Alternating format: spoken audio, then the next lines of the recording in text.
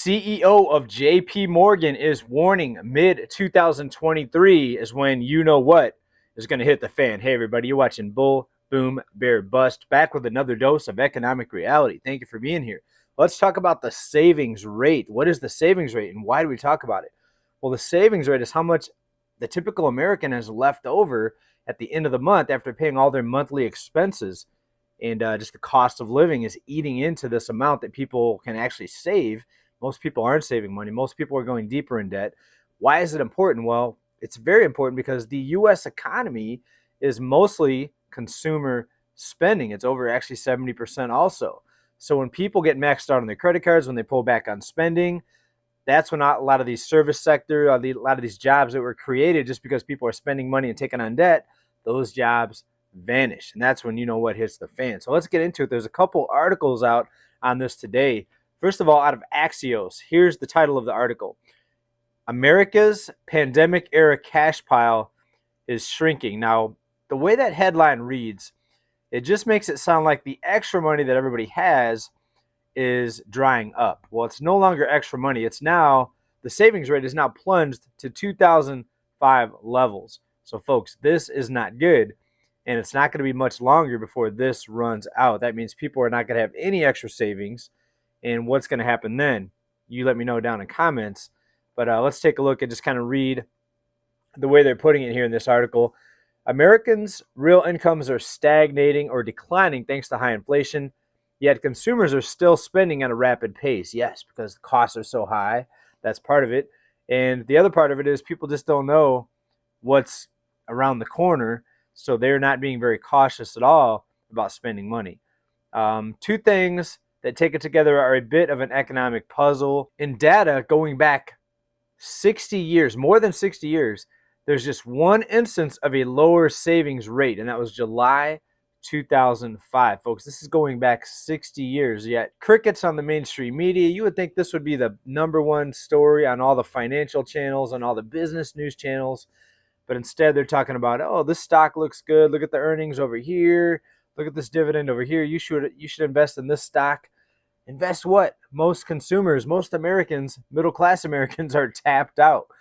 Maybe some of these business news shows are just put out there for the top 10, 20, and 30% because when you look at most Americans do not have hardly any extra money to invest.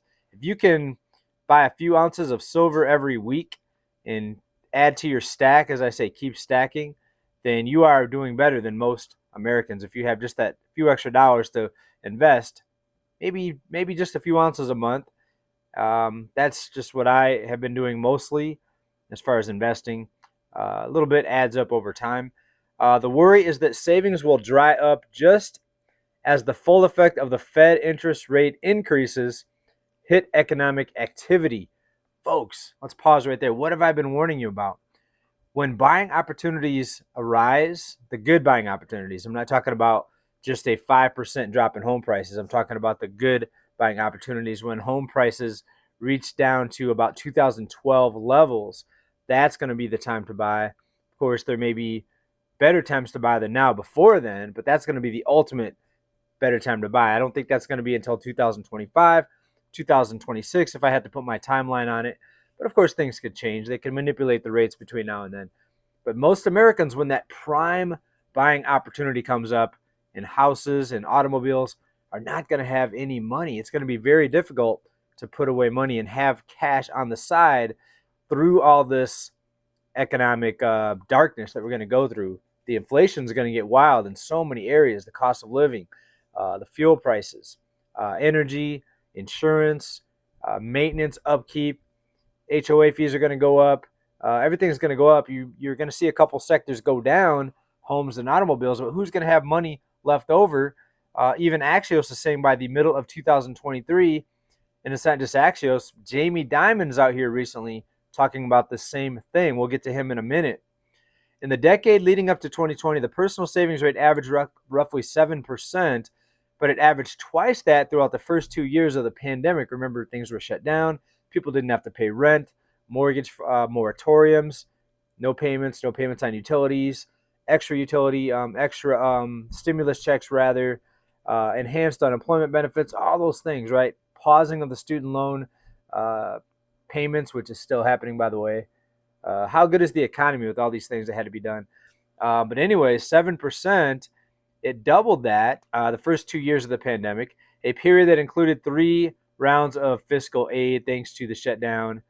That resulted in a huge pile of excess savings for consumers. Well, that savings has dried up, folks.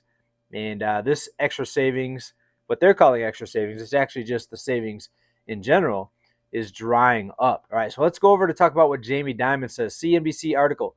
Jamie Dimon says inflation eroding consumers' wealth may cause recession next year. It's not just consumers' wealth, because most consumers aren't wealthy. You like the words that they use here? Consumers' wealth is drying up. Most consumers are in debt. What consumer wealth?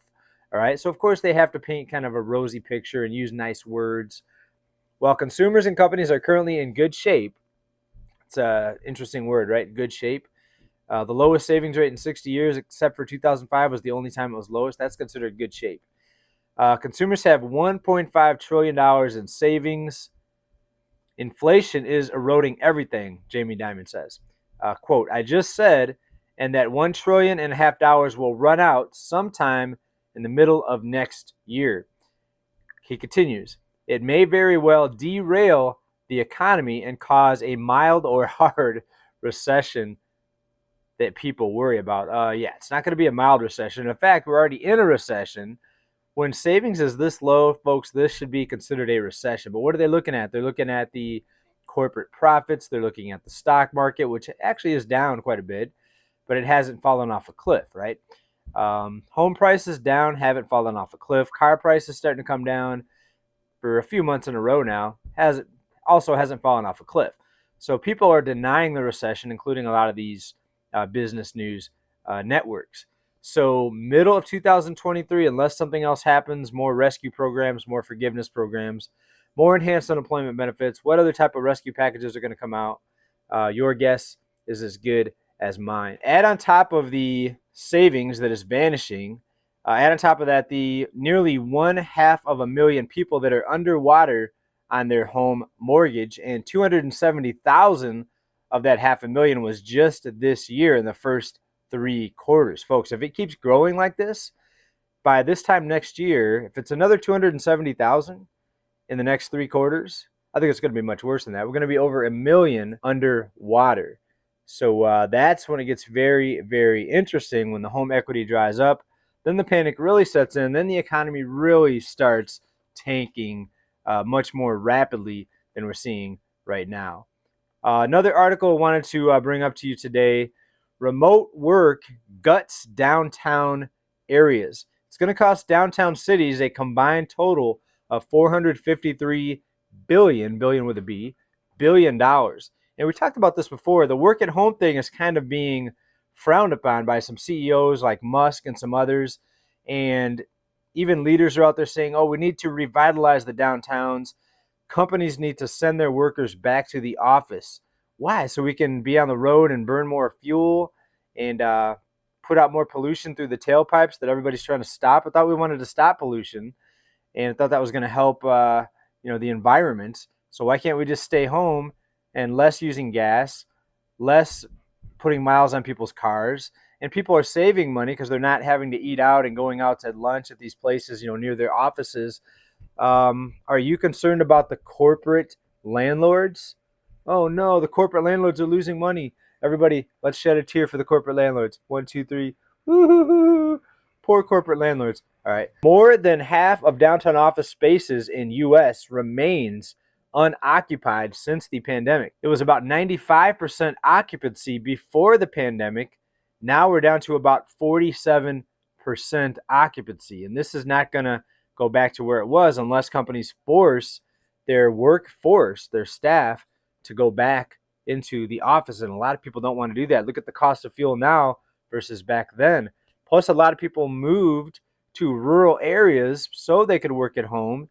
And a lot of people had to move out of the big city so they could afford something cheaper. They went out to different states and relocated to different states where it was cheaper, where you can get more for your money. And the work at home thing, of course, is still with us. And these numbers prove it.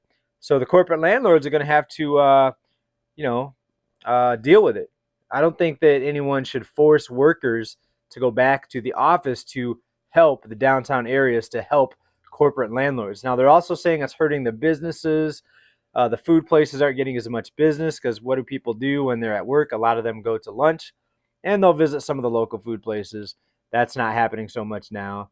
But from a consumer standpoint, if you're at home, you're making food at home, you're making your own lunches, you're not going out to eat, one, you're probably healthier. Two, you're probably saving quite a bit of money by doing that. So I think this is a good thing. But articles like this was put out by Business Insider. And as I said, there's leaders out there saying companies need to send their workers back to the office. Nonsense, folks, nonsense. The work at home thing is a good thing. It saves money, it saves energy, and it keeps the roads more clear. So you and I can drive around without so much traffic, right? Three positives I just gave you right there for working at home. What do you think about Jamie Dimon's warning, the middle of 2023? Same thing with this Axios article. I'll link to those articles down below. It's going to hit the fan, folks. Could be slow motion, but by the middle of 2023, we could start seeing fast motion acceleration of the decline. And when people finally see it with their own two eyes, they're really going to pull back on spending. That's when job losses accelerate. And what's going to happen to stop it, folks? You let me know. More rescue programs, let me know down in the comments. Thanks, everybody, for watching. Big love. Peace. Bye for now. Keep stacking.